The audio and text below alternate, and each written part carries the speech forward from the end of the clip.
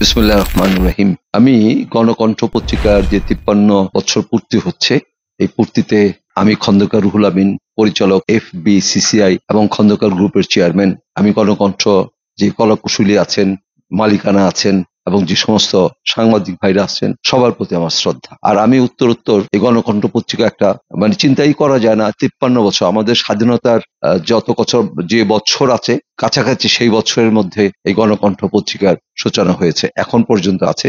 এবং আমরা মনে করি যে ইলেকট্রনিক্স মিডিয়া এবং প্রিন্ট মিডিয়া যেভাবে বাংলাদেশকে এগিয়ে নিয়ে যাচ্ছে প্রতিটা ক্ষেত্রে, তদ্রূপ গণকণ্ঠ তার বলিষ্ঠ এবং তাদের সত্যতা, তাদের বিচারধর্মী এবং ছাত্রছাত্রীদের জন্য আপনার মেডিকেল ফ্যাসিলিটিস, সব ধরনের বিনোদন সবকিছু যেন এখানে পাওয়া যায়। এবং বিশেষ করে যেহেতু আমি একজন ব্যবসায়ী, আমি ব্যবসায়ী হিসাবে এই গণকণ্ঠর পত্রিকার যিনি স্বত্বাধিকারী, যিনি ম্যানেজিং ডাইরেক্টর, আমাদের FBCCI উনি সম্মানিত জেনারেল বডির মেম্বার এবং অনেকবার নির্বাচন করেছেন আমাদের FBCCI-তে, সেই ইঞ্জিনিয়ার জিটু ভাই, ওনাকে আমি ধন্যবাদ জানাই এবং সাধুবাদ জানাই যে ওনার মতো একজন বলিষ্ঠ, নিষ্ঠ একাগ্রতার মাধ্যমে উনি আস্তে আস্তে সুন্দর করে এগিয়ে যাচ্ছেন এই ইলেকট্রনিক্স মিডিয়া, প্রিন্ট মিডিয়া এবং যাকে বলে যে প্রিন্ট মিডিয়াতে উনি যেভাবে এটাকে ধরে রেখেছেন। এই কারণে আমি জিতু ভাইকে আমি সাধুবাদ জানাই এবং তার উত্তরোত্তর সাফল্য কামনা করছি।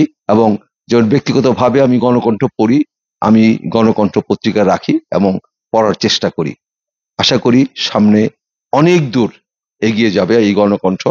এই সাথে আমাদের ইঞ্জিনিয়ার জিটু ভাই, উনিও ঠিক সেইভাবে এগিয়ে যাবেন এবং আমাদের বাংলাদেশকে পৃথিবীর মানচিত্রে সম্মানজনক পর্যায়ে নিয়ে যাওয়ার জন্য যে সমস্ত ক্রাইটেরিয়া দরকার, প্রতিটা ক্রাইটেরিয়া গণকণ্ঠ পালন করবে।